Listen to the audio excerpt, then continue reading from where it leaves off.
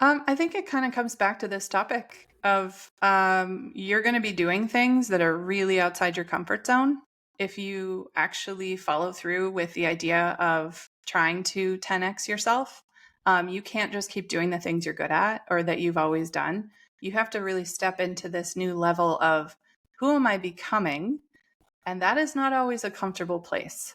Yeah. And so being able to acknowledge that if you're doing it right, it's probably going to be scary. You're probably going to be having to put yourself out there in ways that you never have before, to establish your brand differently, to be much more public, to have a different role and allow someone else to do the things that you felt like you were really good at. For me, as a designer originally, I love design. I love doing that. That's my comfort zone. Maybe even writing to some extent. I love writing. But there are moments where you're like, well, I can't be a designer all day if I'm a business owner. Yeah. If I'm the CEO of my company, I can't be a designer all day. And so you have to acknowledge what roles you're sort of starting to shed a little bit more or hand off or delegate, and then where you're stepping into something that feels really uncomfortable. And it's a good discomfort because when it's tied to that goal, I think you're always thinking about how do you level yourself up to that next role or that next challenge and what it's calling you into. So I'm curious, Lillian, what is your biggest takeaway from 10X?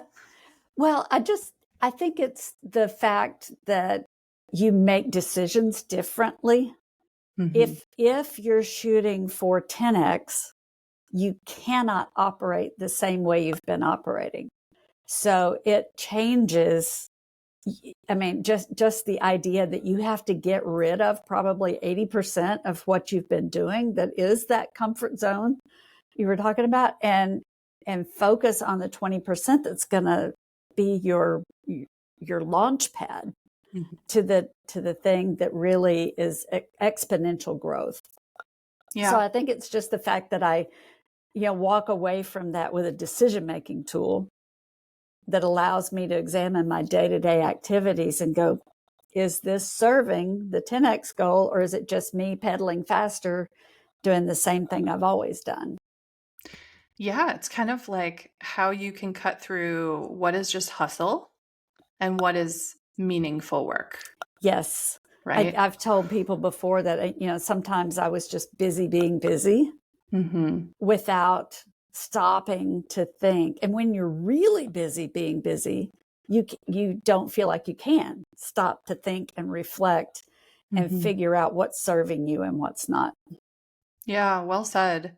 And I feel like that's a challenge that a lot of people run into, whether they have their own business or whether they're also working at a large organization, is sometimes you get fooled that I am busy with meetings and therefore I'm doing the right things. Yeah.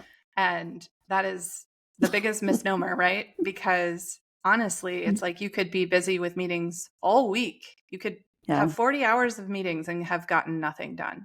And so having to step off the treadmill for just a second to Truly. assess, like, are the activities that I'm doing leading to meaningful change? I think that's a very Yes. valuable exercise. Yes.